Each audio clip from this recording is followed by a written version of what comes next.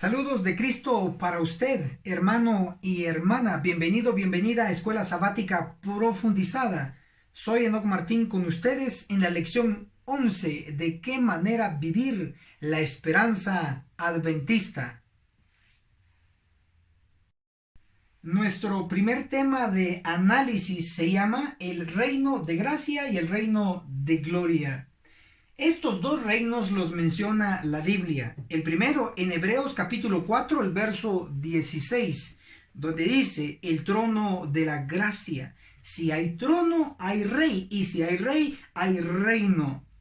En Mateo capítulo 25, el verso 31, se nos menciona el trono de la gloria. Si hay trono, hay rey, y si hay rey, hay reino. En la frase el trono de la gloria se nos habla del reino de la gloria. En Tito capítulo 2 del verso 11 al verso 13 se nos resume el reino de la gracia y el reino de la gloria.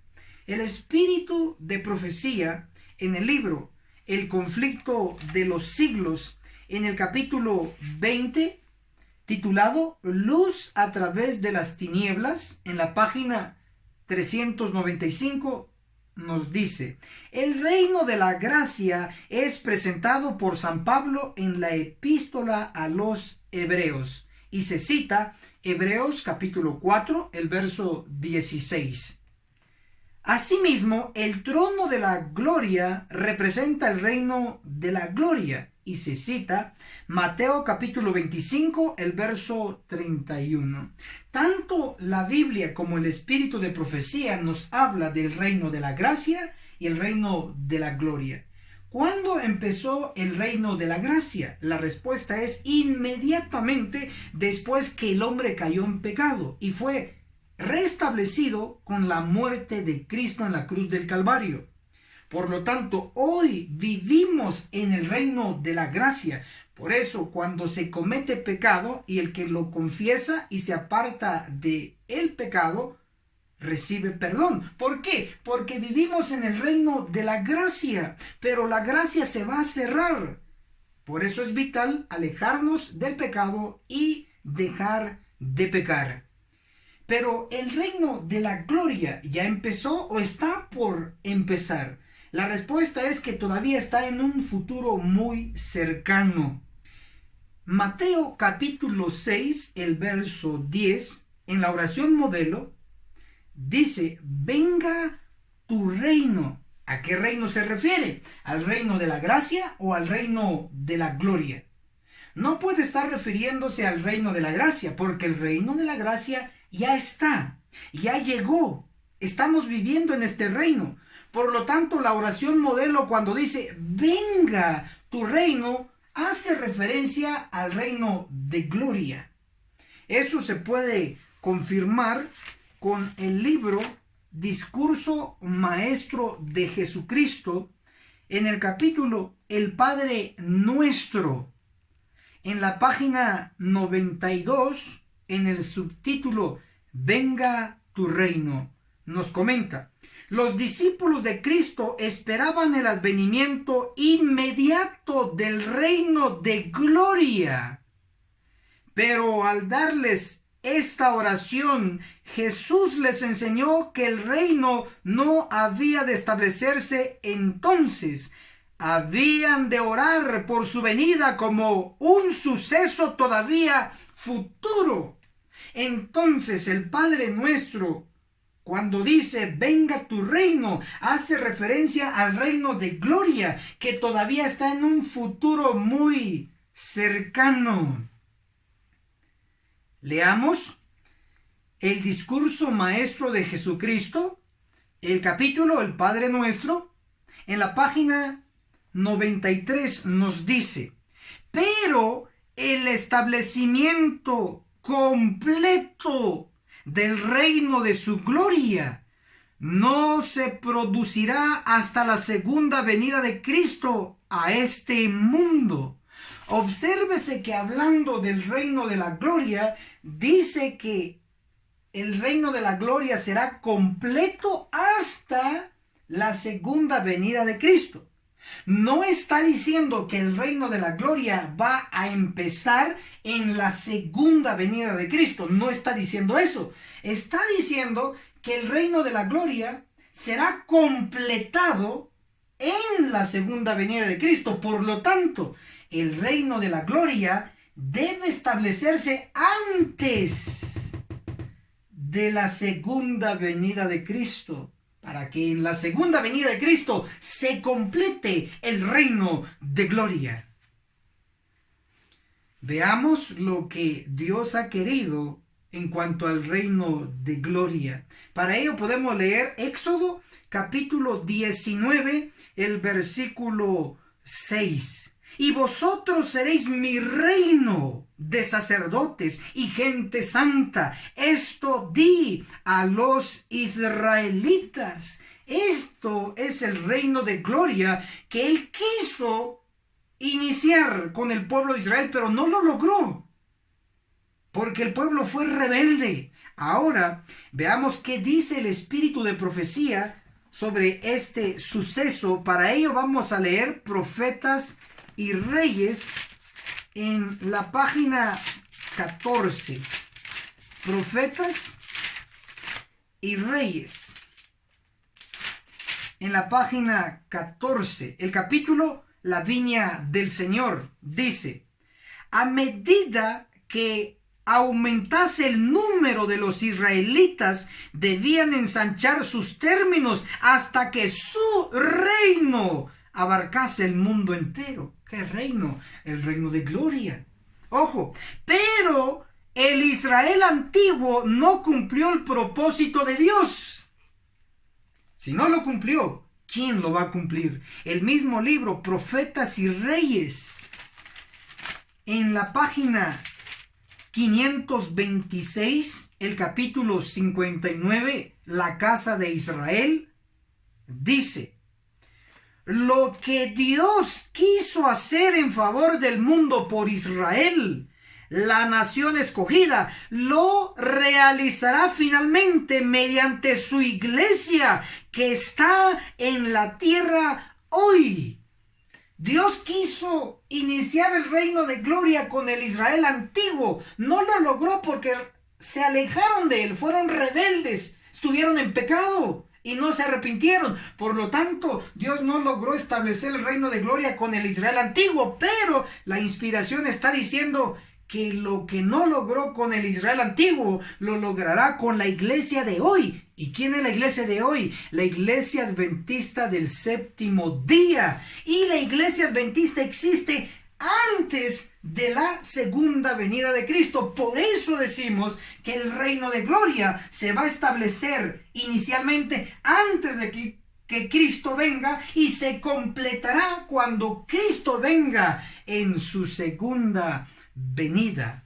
Es a este reino de gloria que se refiere el profeta Daniel en el capítulo 2, el verso 44, cuando dice: en los días de estos reyes, los reyes de nuestro tiempo, el Dios del cielo levantará un reino. No dice después de estos reyes, sino que dice en los días de estos reyes, mientras existen.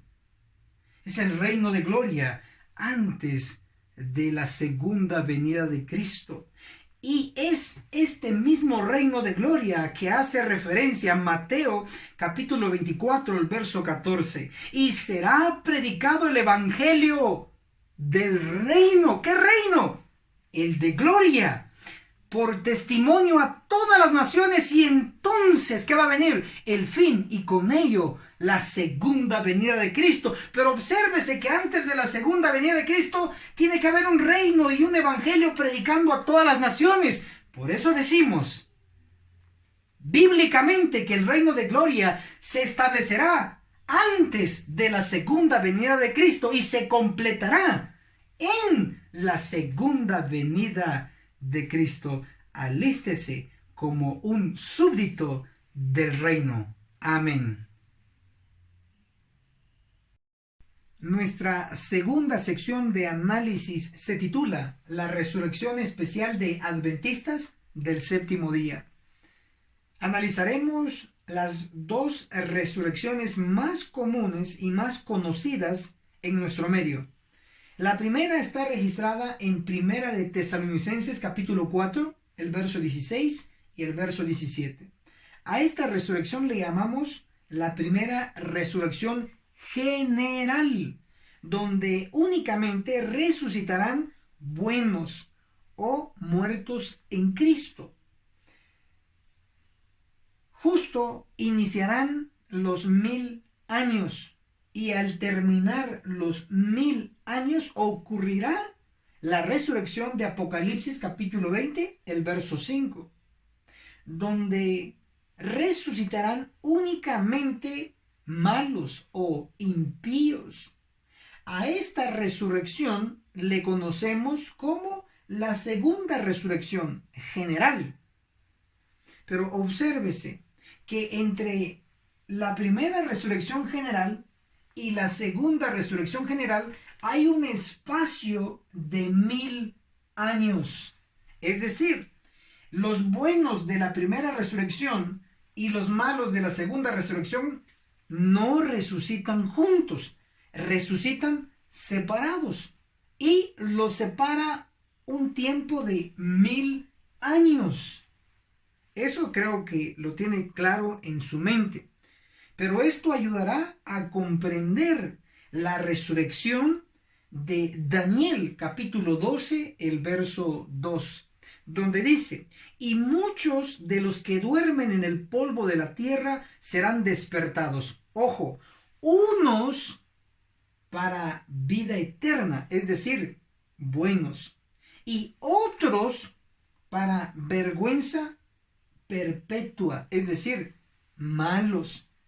Observan entonces que en Daniel capítulo 12, verso 2, hay dos clases de resucitados, buenos y malos. Pero pueden notar que no hay ningún espacio de por medio, sino que resucitan juntos, los buenos y los malos, en Daniel 12, el verso 2. Por eso se le llama resurrección especial, y también algunos teólogos le llaman la resurrección mixta, porque se levantan al mismo tiempo buenos y malos. Ahora veamos quiénes son estos malos que resucitan en la resurrección de Daniel 12:2. Para ello puede leerse Apocalipsis capítulo 1, el verso 7, donde dice: mirad que viene con las nubes, haciendo referencia a la segunda venida de Cristo. Mirad que viene con las nubes, y todo ojo le verá, aún los que lo traspasaron. Interesante. Entendemos de que los que estén vivos van a ver venir a Jesús en su segunda venida. Pero hay un punto interesante, que también lo van a ver venir los que lo traspasaron. Es decir, aquellos personajes que mataron, que crucificaron a Cristo, lo van a ver venir en su segunda venida. ¿Quiénes? Como Anás, Caifás y el pueblo judío que gritó: crucifíquele, crucifíquele, crucifíquele. Básicamente toda una nación lo va a ver venir en la segunda venida. Pero ¿dónde está esta nación de judíos que crucificaron a Jesús? Ahora están todos muertos. Pero si lo van a ver venir, implica que deben de resucitar antes de la segunda venida. Por eso es resurrección especial de Daniel 12, verso 2. Entonces ya hemos definido que los malos que resucitarán para vergüenza perpetua de Daniel 12:2 son los que crucificaron a Jesús. Y evidencia bíblica sobra. Daremos una. Marcos capítulo 14, el verso 61, el verso 62. Cristo le dice enfáticamente al sumo sacerdote, al representante de toda la nación judía, le dice que lo iba a ver venir en las nubes de los cielos. Por lo tanto, si lo va a ver venir, tiene que resucitar antes de que Él venga. Eso está claro. Ahora veamos quiénes son los buenos que resucitan junto con los malos en Daniel 12:2. Para ello, usted debe de conocer historia denominacional. Brevemente se lo daré. En Apocalipsis 14, del verso 6 al verso 12, tenemos los mensajes de los tres ángeles. Apocalipsis 14, el verso 12, contiene el mensaje, el corazón del tercer ángel, y consiste en los mandamientos y la fe de Jesús. Este mensaje del tercer ángel de Apocalipsis 14, 12 llegó en el año 1844 a través de la sierva del Señor, Elena G. de White. ¿En qué año llegó el mensaje del tercer ángel? En el año 1844. Eso debe estar en su mente claro para entender este punto. Apocalipsis 14, 12 está el mensaje del tercer ángel. Pero Apocalipsis 14, 13, un versículo después, dice: bienaventurados, dichosos los que mueren en el Señor de aquí en adelante. Cuando dice bienaventurados los que mueren en el Señor de aquí en adelante, hace alusión al año en que llegó el mensaje del tercer ángel, al año 1844. ¿Por qué son dichosos o bienaventurados los que iban a morir desde 1844 en adelante? Porque iban a morir bajo el mensaje del tercer ángel. Porque son ellos, los adventistas del séptimo día, fieles que murieron bajo el mensaje del tercer ángel, que van a resucitar entre los buenos en la resurrección de Daniel 12:2. Entonces ya hemos identificado a los buenos que van a resucitar en Daniel 12:2. Son los adventistas del séptimo día, fieles que han muerto, como Elena de White, Jaime White, etc. Y los malos que van a resucitar en Daniel 12:2 serán los líderes judíos y la nación judía que crucificó a Jesús. Es interesante que como resucitan los buenos y los malos juntos, puesto que los malos resucitan antes de que Cristo venga, porque van a ver venir a Jesús y se van a dar cuenta que realmente crucificaron al Hijo de Dios. Esto implica entonces que los adventistas del séptimo día buenos van a resucitar antes de que Jesús venga. Entonces definimos: los buenos que resucitan en Daniel 12:2 para vida eterna serán los adventistas del séptimo día fieles. ¿Para qué resucitan? Para ver venir a Jesús, porque su nombre es adventistas. Y un adventista espera el advenimiento. Elena de White, Jaime White y los demás pioneros fieles, etcétera, etcétera, y los que han muerto fieles en nuestra época, murieron con la fe de ver venir a Jesús y no lo vieron. Entonces, Cristo lo resucitará antes de la segunda venida para que todos los adventistas fieles tengan el privilegio de ver venir a Jesús en su segunda venida. Pero los que resucitan entre los malos resucitan antes también de que Cristo venga para darse cuenta que realmente crucificaron al Hijo de Dios. Ellos caerán muertos nuevamente con el resplandor de la venida de Jesús. Todo lo que hemos dicho está basado en el libro de Conflicto de los Siglos. Conflicto de los Siglos nos habla sobre esta resurrección. El capítulo 41, titulado La liberación del pueblo de Dios. En la página 695 nos dice: todos los que murieron en la fe del mensaje del tercer ángel salen glorificados de la tumba para oír el pacto de paz que Dios hace con los que guardaron su ley. Ahí va el primer grupo, los buenos. Luego dice: Los que lo traspasaron, Apocalipsis 1:7, estos son los malos. Los que se mofaron y se rieron de la agonía de Cristo y los enemigos más acérrimos de su verdad y de su pueblo, son resucitados para mirarle en su gloria y para ver el honor con que serán recompensados los fieles y obedientes. Justo este es comentario de Daniel capítulo 2, de Daniel capítulo 12, versículo 2.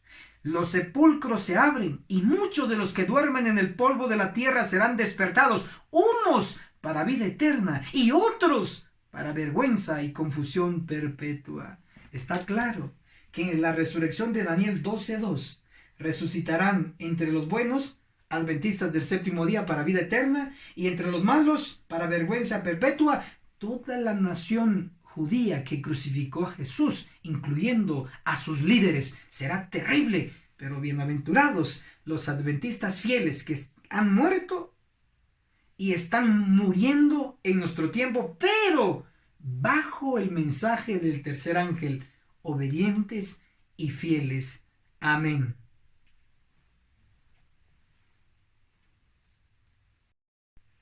Nuestra tercera y última sección de análisis se titula La venida especial a la Iglesia Adventista del séptimo día. Veremos que hay un patrón que se repite cuando Cristo asciende y cuando Cristo desciende. Para ello daremos la evidencia registrado en Hechos capítulo 1, el verso 9. Nos describe la ascensión de Cristo. Hechos capítulo 1, el verso 12 nos dice desde dónde ascendió, desde el monte de los olivos. El deseado de todas las gentes, en la página 769, en el capítulo 87, nos dice que Cristo ascendió desde el monte de los olivos. Interesantemente, después de los 1000 años registrados en Apocalipsis capítulo 20, Cristo descenderá del cielo a la tierra y colocará sus pies sobre el monte de los olivos. Eso se puede comprobar con Zacarías capítulo 14, el verso 4. También el libro inspirado de Primeros Escritos nos menciona en la página 53 el capítulo Las postreras plagas y el juicio.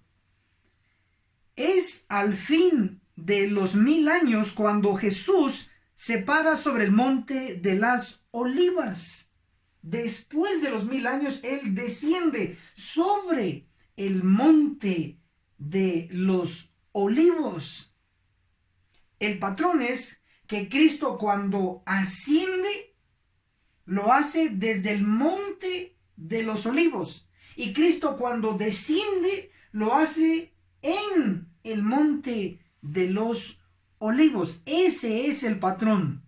Veremos que Cristo, después de ser crucificado y después de resucitar, el primer día de la semana, es decir, el domingo, ese mismo día Jesús asciende al cielo.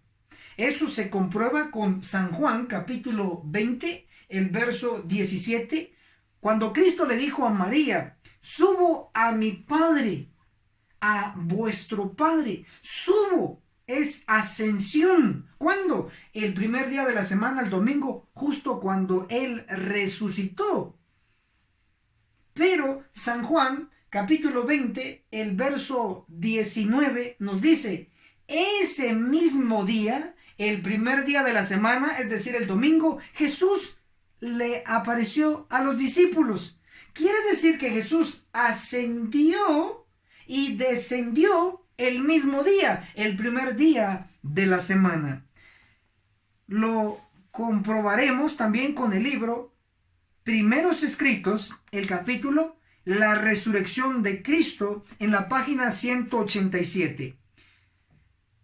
Alegremente se fue María a comunicar a los discípulos la buena nueva.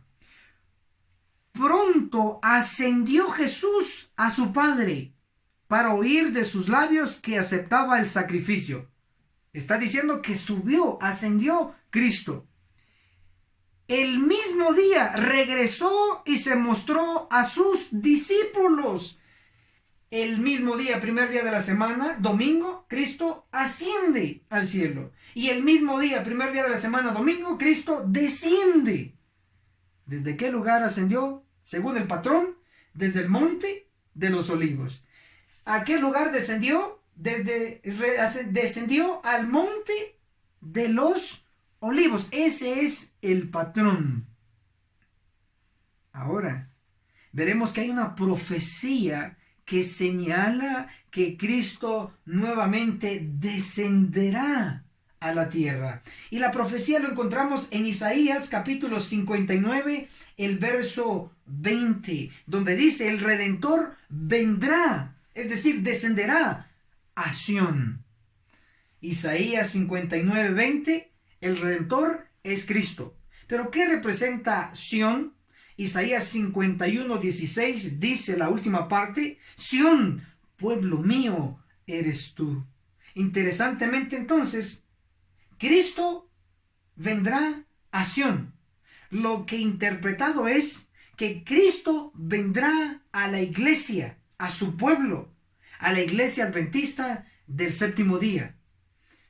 El espíritu de profecía también comenta sobre ello. En el libro Joyas de los Testimonios, el tomo 2, en el capítulo El sello de Dios, en la página 62 dice: Jesús está por abandonar el propiciatorio del santuario celestial para ponerse vestiduras de venganza y derramar su ira en juicio contra aquellos que no han respondido a la luz que Dios les ha dado.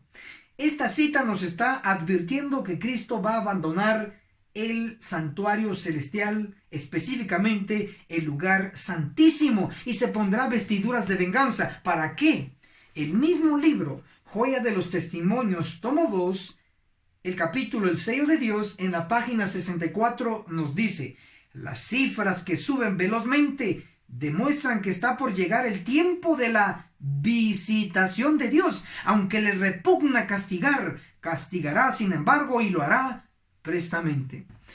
El espíritu de profecía está hablando de una venida de Cristo a su pueblo, a la iglesia. No para venir a traer a los fieles, sino para quitar a los infieles, para castigar a los infieles. Los que no tienen este libro de Joya de los Testimonios, el tomo 2, pueden leerlo en Testimonios para la Iglesia, el tomo 5, desde la página 193 a la página 195. Dice justamente lo que hemos leído bajo el título El sello de Dios, hablando de la venida, la visita de Cristo del cielo a la tierra, a su pueblo. Veremos también que no solo Elena de White, como profetisa, nos advirtió de ello, sino que también un hombre prominente en el adventismo. Me refiero al pastor adventista llamado M. L. Andreasen. Él escribió la lección, la cartilla de escuela sabática de el año 1929, de enero a marzo, el primer trimestre. El pastor M. L. Andreasen también habló sobre la venida de Cristo a la iglesia, específicamente a purificarla. En el libro Comentario y Auxiliar de la lección de aquella época de 1929, llamado Isaías el profeta del Evangelio, volumen 3, página 49, repito, Isaías el profeta del Evangelio, volumen 3, página 49, el pastor comenta Isaías 59, 20, dice, versículo 20, Isaías 59, el Redentor vendrá a Sión. Esta no es la venida en las nubes, sino la venida a la iglesia. Es claro. Los pioneros sabían de una venida específica de Cristo a la iglesia adventista. Usted quizá no lo sabe o no lo sabía, ahora se está enterando. Cristo vendrá a la iglesia a purificarla. Testimonios para la iglesia, el tomo 5, en la página 75 dice: pero los días de la purificación de la iglesia se aproximan velozmente. Dios se propone tener un pueblo puro y leal. De esta venida a la iglesia también el profeta Ezequiel nos habló. Ezequiel capítulo 1, el verso 4, nos menciona la venida de un elemento como una nube grande. Luego Ezequiel capítulo 1, el verso 26 dice que en medio de esa nube había un trono y uno sentado a semejanza de hombre. Definitivamente es Cristo, el Hijo del Hombre, en esa nube, en ese trono. Una venida de Cristo del cielo a la tierra. Es la misma venida de Isaías 59:20. ¿Cómo lo sé? Ezequiel capítulo 8, todo el capítulo nos muestra las abominaciones que en nuestro medio se están realizando. Ezequiel capítulo 9 nos muestra que los que están cometiendo los pecados, las abominaciones, van a ser cortados con filo de espada de ángeles. Habrá una matanza. Eso está registrado en Ezequiel capítulo 9, específicamente el versículo 6. Morirán varias clases en la iglesia que no tendrán el sello del Dios vivo en sus frentes. Interesantemente que después que se describe la limpieza en la iglesia, descrita en Ezequiel 9, Cristo ascenderá al cielo nuevamente. Y eso lo podemos ver en Ezequiel, el capítulo 10, nos menciona el verso 19. Luego los querubines desplegaron sus alas y se elevaron de la tierra ante mis ojos. Cuando ellos subieron, también las ruedas subieron con ellos. Se pararon a la entrada oriental de la casa del Eterno, y la gloria del Dios de Israel estaba sobre ellos. Está hablando de una ascensión. Justo después de que Cristo purifique con sus ángeles la iglesia, Él ascenderá. ¿Pero desde dónde? Para ello vamos a leer Ezequiel capítulo 11, el verso 22 y el verso 23. Aunque está hablando de otra ascensión, nos muestra el principio, el patrón. Ezequiel capítulo 11, el verso 22 dice: después los querubines desplegaron sus alas y las ruedas fueron con ellos, con la gloria del Dios de Israel que estaba sobre ellos. Verso 23: y la gloria del Eterno se fue de la ciudad y se paró sobre el monte que está al oriente de la ciudad. Interesantemente, después de que Cristo purifique Jerusalén, que representa la iglesia, después de que Él purifique con ángeles la iglesia y elimine a todos los pecadores, cumpliéndose completamente Ezequiel 9, en el capítulo 10 dice que Él asciende. El capítulo 11 nos da el lugar desde donde Él asciende. Dice Ezequiel 11, el verso 23: y se paró sobre el monte que está al oriente de la ciudad. ¿Qué monte es ese? Para ello podemos leer lo que nos dice Zacarías 14, el verso 4. Y afirmará sus pies en aquel día sobre el monte de los olivos que está al oriente de Jerusalén. Obsérvense que el monte de los olivos está al oriente de Jerusalén. Y Ezequiel 11, el verso 23: y la gloria del Eterno se fue de la ciudad y se paró sobre el monte que está al oriente de la ciudad. ¿Qué monte es? Desde donde la profecía indica que Cristo ascenderá después de que purifique la iglesia. El monte de los olivos. Definitivamente Ezequiel 9 está a punto de realizarse. Lea manuscritos inéditos, el tomo 1, en la página 241, dice: estudien el capítulo 9 de Ezequiel. Estas palabras se cumplirán, no se ha cumplido, se cumplirán. literalmente. No va a ser simbólico esta destrucción, tampoco esta venida de Cristo a la iglesia, ni esta ascensión después de que Él purifique la iglesia. Hermano y hermana, este es un tema muy serio, que todo adventista del séptimo día debe saber urgentemente. También tenemos la esperanza de juicio. La iglesia adventista del séptimo día va a triunfar. Lo creemos firmemente. Que el cielo pueda alertarlo a usted y que sea usted el medio para alertar a otros. Que el Señor los bendiga poderosamente. Amén. Y esto fue Escuela Sabática Profundizada. Hermano y hermana, si usted ha llegado hasta aquí, le recordamos que tenemos 2 cursos intensivos. El primero llamado El Testimonio de Jesús, que consta de 22 lecciones, 100% bíblicas, desde el nivel de la real verdad presente. Al concluir el curso, como varios ya lo han hecho en distintos países, usted recibirá un diploma de teología básica. También tenemos el curso avanzado llamado Apocalipsis, el perfecto arte profético. Al concluir este curso, como también ya varios lo han concluido, usted recibirá un diploma de teología avanzada. Si usted desea que se lo demos de manera personalizada, puede contactarse con nosotros a nuestro número de WhatsApp. El área es el 502, el número 4229-7786. Y nos ponemos de acuerdo, como ya con otros hermanos en distintos países lo tenemos agendado, para así llevarlo a cabo y usted y su iglesia en su país recibir el entrenamiento intensivo.